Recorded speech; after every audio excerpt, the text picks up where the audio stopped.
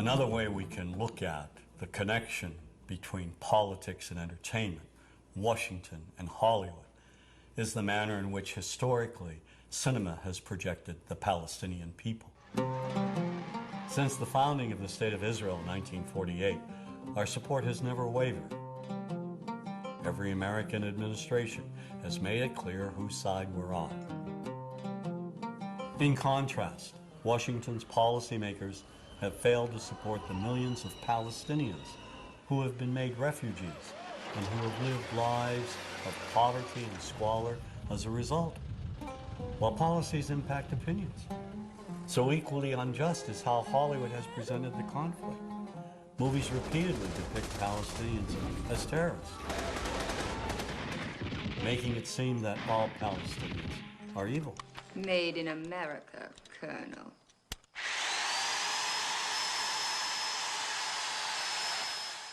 Now that image has been perpetuated by Hollywood films, beginning with the film Exodus. It dealt with the very early conflict. Here, Palestinians are either invisible or they're linked with Nazis, perpetrators of horrific acts.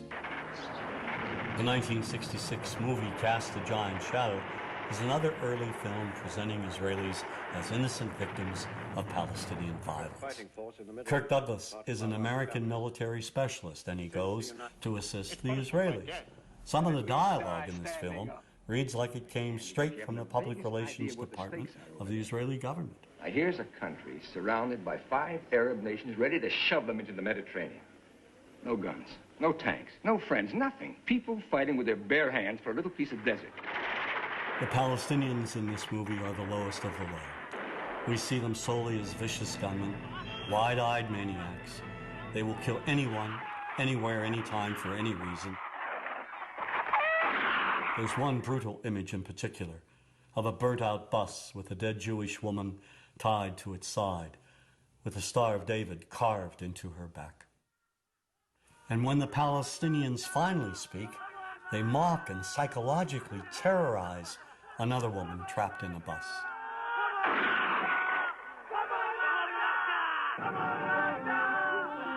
Well, if we jump forward a decade to the film Black Sunday, the Palestinian terrorist is now a woman. Striking where it hurts them most, where they feel most at home. She flies the Goodyear blimp into a Miami stadium and tries to wipe out 80,000 Americans at the Super Bowl. She cold-bloodedly eliminates anyone in her path.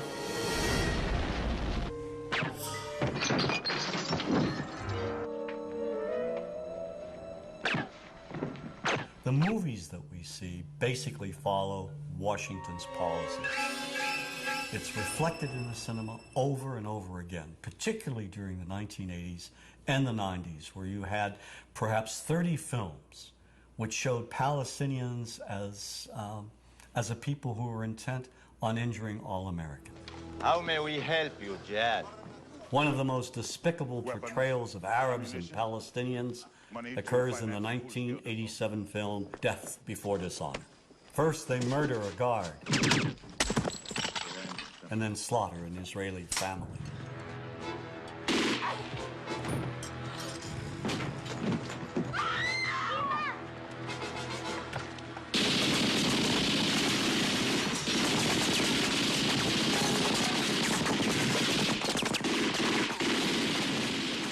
They kidnap and torture an American Marine, and in cold blood execute another.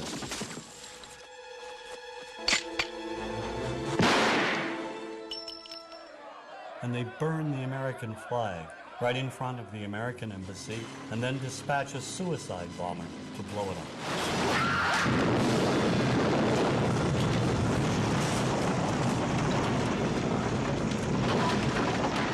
One reason we've not been allowed to empathize with any Palestinian on the silver screen is due to 2 Israeli producers, Menachem Golan and Yoram Globus.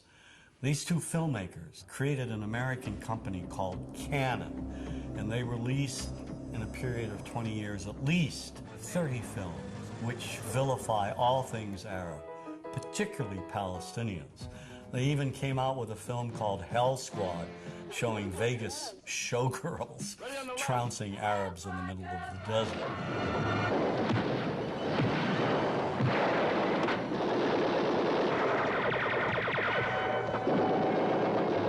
I think the most effective film they've ever done, one of the most popular and most racist, is The Delta Force.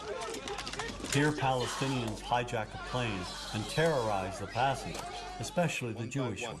Pick out the passport with Jewish names. There is no form of communication more powerful than film in creating propaganda, and Golan and Globus took it to another level.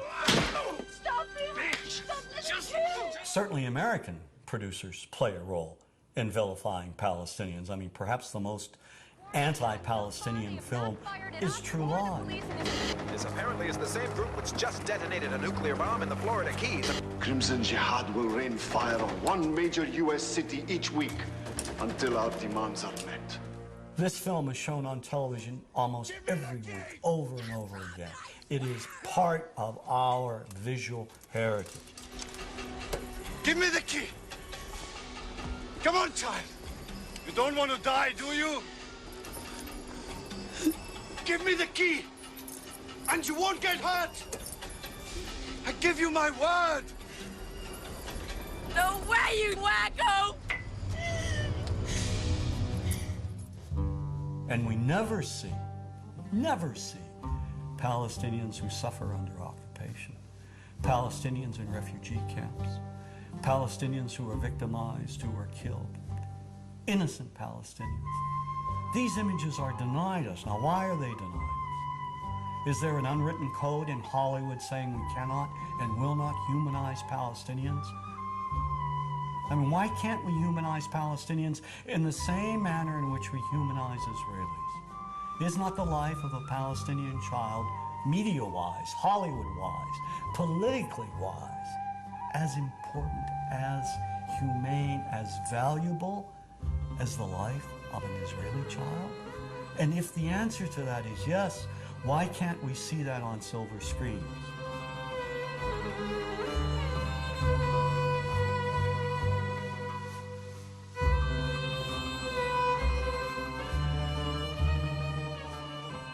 To solidify Washington's connection with Hollywood, simply look at the films produced in cooperation with the Department of Defense, showing our men and women in the armed forces killing Arabs at random. Like Iron Eagle, where a teenager goes over and bombs up an Arab country. You know, just learns how to fly a jet overnight.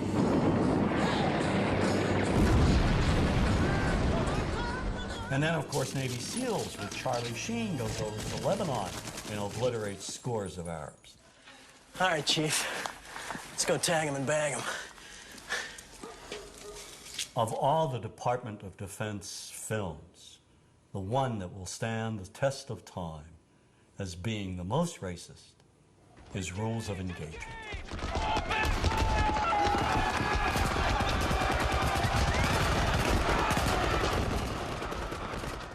The film was written by former Secretary of the Navy, James Webb. The action takes place in Yemen, a real country in the Middle East. There are violent demonstrations at the American Embassy, and the Marines, led by Samuel L. Jackson, they're called in to evacuate the American employees. And as they try to do so, the Marines open fire on the crowd and kill scores of Yemenis, including women and children. And in the investigation that follows, Tommy Lee Jones, the lawyer who represents the Samuel Jackson character, goes to Yemen to investigate. The movie leads us to believe what seems obvious, that the Marines committed this atrocity. Armed American Marines, they were shooting at his people. They were just trying to defend themselves. During his investigation, Jones's character sees a little girl with only one leg. He follows her, comes upon a hospital ward full of civilian victims. He finds an audio tape by the bed of one of the victims. And when the tape gets translated in court, we immediately begin changing our minds about who is responsible for this massacre. To kill Americans and their allies, both civil and military is duty of every Muslim who is able. We discovered that the Yemeni civilians aren't so innocent after all. It turns out they fired on the Marines first. And in a moment that will live in Hollywood infamy, we suddenly learned that the little girl we've been sympathizing with, the very girl whose humanity and innocence may have broken down our stereotypes, well, she's no better than those other Yemeni terrorists. As a result, when Samuel L. Jackson delivers the key line, "Where's the motherfuckers?" we're now on his side.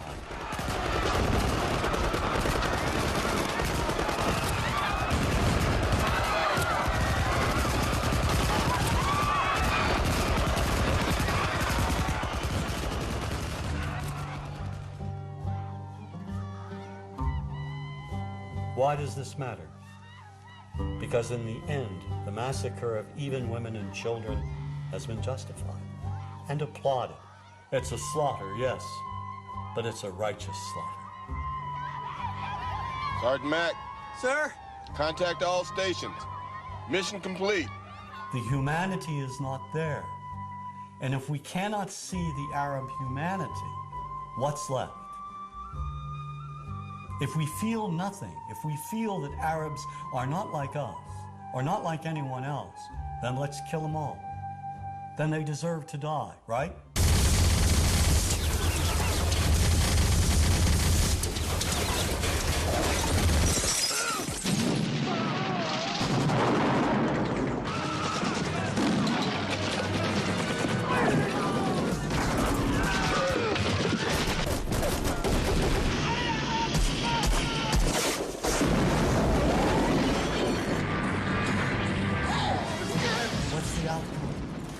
What do Arabs think of us that see these movies?